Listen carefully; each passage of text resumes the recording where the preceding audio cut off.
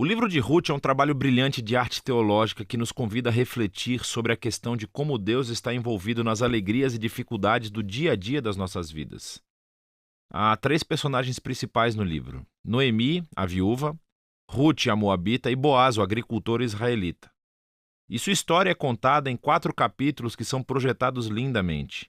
Vamos nos aprofundar e ver como tudo se desenvolve. O capítulo 1 começa com essa frase: nos dias em que os juízes decidiram. E isso nos lembra dos dias muito sombrios e difíceis do livro de Juízes. E aqui encontramos uma família israelita em Belém lutando para sobreviver à fome.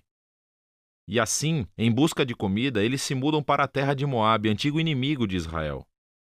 E aí o pai da família morre.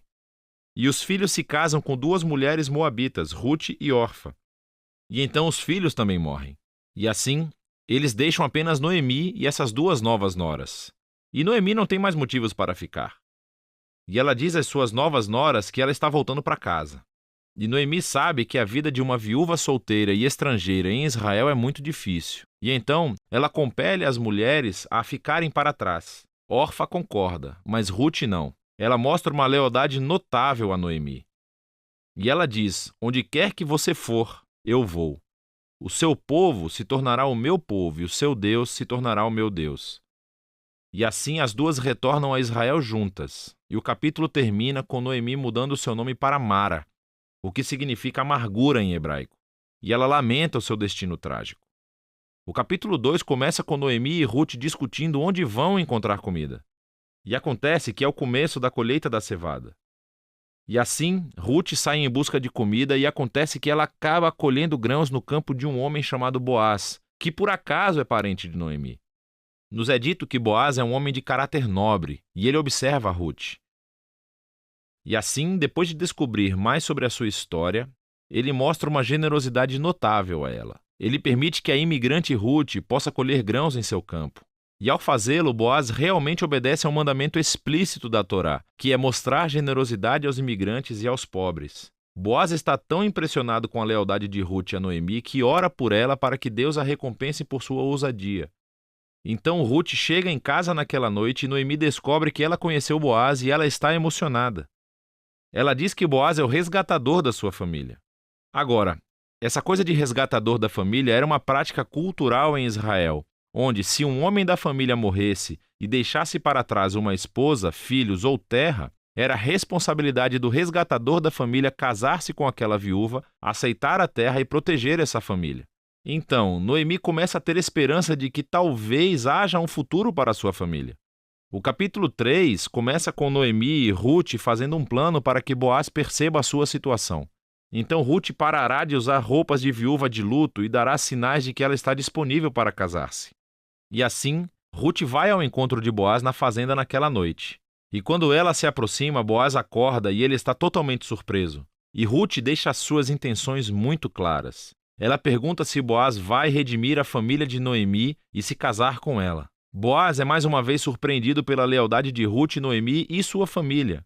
E ele chama Ruth de uma mulher de caráter nobre. É o mesmo termo usado para descrever a mulher de Provérbios 31. Então, Boaz diz a Ruth para esperar até o dia seguinte, e ele resgatará Ruth e Noemi legalmente perante os anciãos da cidade. E assim, o capítulo termina, com Ruth retornando a Noemi, e elas se maravilham juntas por todos esses eventos recentes. No capítulo 4, tudo se encaixa. Acontece que, no último minuto, Boaz descobre que há um membro da família que está mais perto de Noemi do que ele, e ele é realmente elegível para resgatar a família antes de Boaz. Mas no último segundo, esse membro da família descobre que ele vai ter que se casar com Ruth, a moabita, e se recusa. Mas Boaz conhece o verdadeiro caráter de Ruth. E assim ele adquire a propriedade da família de Noemi e se casa com Ruth. E assim, no começo, como Ruth era leal à família de Noemi, agora Boaz é leal à família de Noemi também. A história termina com uma reversão de todas as tragédias no capítulo 1. Assim, a morte do marido e dos filhos é revertida, quando Ruth se casa novamente e dá à luz a um novo filho, concedendo alegria a Noemi. E essa simetria entre abertura e encerramento é ainda mais notável.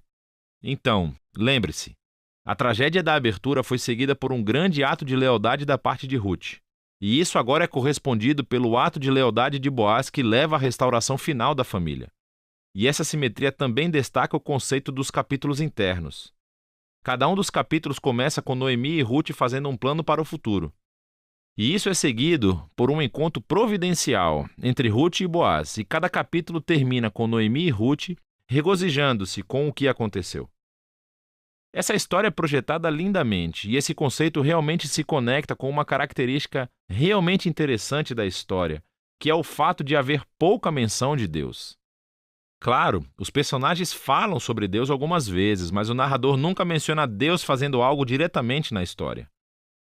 E esse é o seu brilhantismo, porque a providência de Deus está em ação por trás de cada cena dessa história, tecendo as circunstâncias e as escolhas de todos esses personagens. Então, a tragédia de Noemi a leva a pensar que Deus a está punindo. Mas, na verdade, a história toda é sobre a missão de Deus de redimir ela e a sua família. Ele está fazendo isso através de Ruth, através de sua ousadia e lealdade, que traz cura para a vida de Noemi. Mas não sem Boaz, que é um agricultor prático, cheio de generosidade e lealdade. E assim, Deus usa sua integridade combinada com a ousadia de Ruth para salvar Noemi e a sua família. E assim, essa história explora de maneira brilhante a interação dos propósitos e da vontade de Deus com a decisão e a vontade humanas. Deus entrelaça a obediência fiel do seu povo para realizar os seus propósitos redentores no mundo. E isso leva ao final verdadeiro da história. O livro de Ruth conclui com uma genealogia, mostrando como o filho de Boaz e Ruth, Obed, era o avô do rei Davi, de onde veio a linhagem do Messias. E assim, de repente, esses eventos aparentemente mundanos e comuns nessa história estão entrelaçados na grande história de redenção de Deus para o mundo inteiro. E assim o livro de Ruth nos convida a considerar como Deus pode estar trabalhando nos detalhes muito comuns e mundanos das nossas vidas também. E é disso que trata o livro de Ruth.